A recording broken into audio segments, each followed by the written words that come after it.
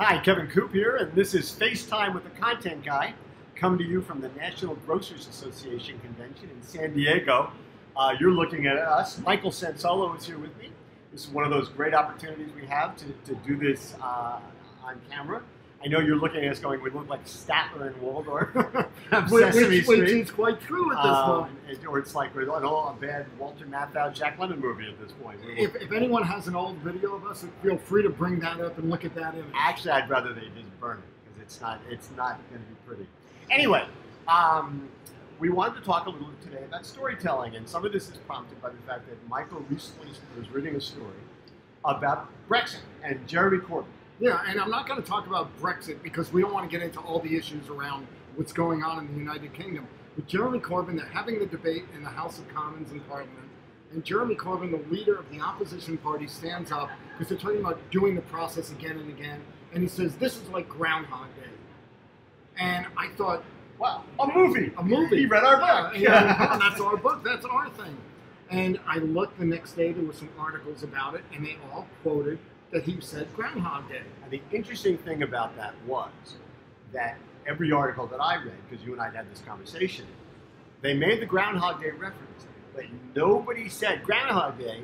He was, of course, referring to the Bill Murray movie in which he repeats the same day 100,000 times or whatever it happens to be. So it has become part of the culture. A cultural reference that people forget. Absolutely. And of course, the two of us, because everyone knows the book that we wrote about storytelling. And the new book we are writing. We are writing a new book, yes. Although, looking at this picture of the two of us, we better write it quickly, because God knows if we'll be around. We shouldn't even order green bananas. But our point was that storytelling matters, and that you can use cultural or pop culture touchstones to tell a story. And if Jeremy Corbyn in London in a debate in the House of Commons can use a reference from an American movie from what's got to be 20 years ago at this point, it shows how easily this can be done. But it got us to the deeper topic of storytelling and the importance of having a narrative that your store, your product, your service, your people are telling your customer. And Kevin, it ties right into what we're doing here at the National Grocers Association, because you got a lot of small companies here. And they're looking for how are we going to compete in this new environment. You did a session today about technology and how to make the POS, how to make the front end that much cooler and better and easier and frictionless. I have a session tomorrow that is going to be about great marketing and great merchandising. And the key is you need a narrative, you need a story. You have to tell that story to your people first, because if your people don't know the story and aren't repeating the story to customers, you lose control of the story. But it's interesting you say that, because in the session that I did that was about in-store technology, there was a conversation about Marty Reynolds from Microsoft was talking about this new technology that is available, where basically what you can do is the technology will eavesdrop at the checkout and will basically pay attention to every conversation that a checkout person has with either other checkout people, although they shouldn't be talking to other checkout people, and customers, and can detect based on algorithms that they use whether the person is friendly or not friendly, whether they're grouchy, how they are interacting with the customer.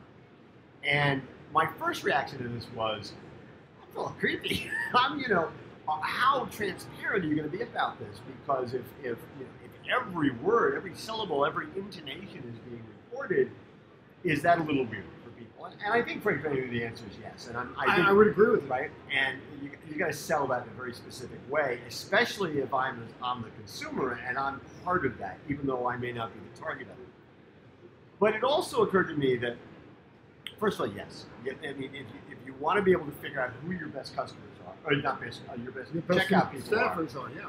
You got to use every method at your disposal. But it struck me as being reflective of a business model where they have lost control of the narrative, that you would need technology to know who your best checkout people. In a really good store, if you think about Dorothy Lane Market, you think about Stu Leonard, Wegmans, think about Metropolitan Market, you think about Bristol Farms, H-E-B, something. Store managers in those stores, they know who their really good checkout people are. They don't need algorithms. They don't need technology to do that. And so it's a technological discussion, but it's also a story discussion. It's a culture discussion. You made the point in the session, and I thought it was a very important point, that you can look at your front end and notice that people are waiting online for checker A, and they are avoiding checker B even when there's no line. That tells you something. And frequently, the only point of contact the shopper has in the store is the cashier. And we all know this. We go to the same store week after week. We know she or he is really good at packing the groceries. They're pleasant. I'm going on that line. But especially at a time when you're competing with Amazon, where the stuff's coming to your house, right. Or you're talking about Amazon Go, or some other version of that. And let's face it, I think it will go. It's only going to grow. It's only going to get better. If you're competing with that and you can't afford to invest in that technology yourself, you better have the best damn checkouts available with the best people available, and you've got to compensate them, right. And you've got to build a story around the checkout experience. Well, and I think to the point you're making, if you're going to put a technology like that in, you better explain to me as the shopper why this benefits me. There was a retailer while I was at this event. There was also an IGA event tied to this NGA event, and I met this retailer from the island nation of St. Lucia. And as an island nation, they don't have a lot of natural resources. She did a program in her store to reduce energy usage. She's saving something on the order of $250,000 a year. But she's talking to shoppers in the store that notice we changed light bulbs.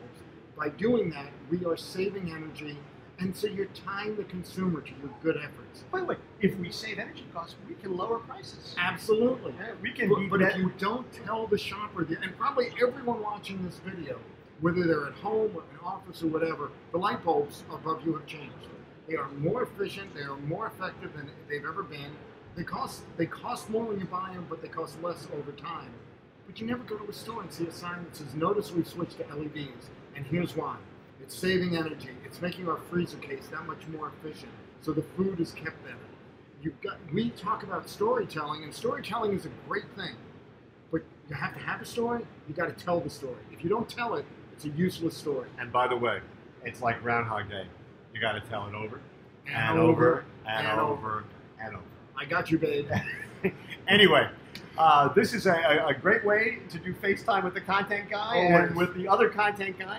I just gave you promotion. There you go. Look at that. The other content guy. Does this double my salary? Anyway, that's what's on our minds this morning. And as always, we want to hear what's on your mind.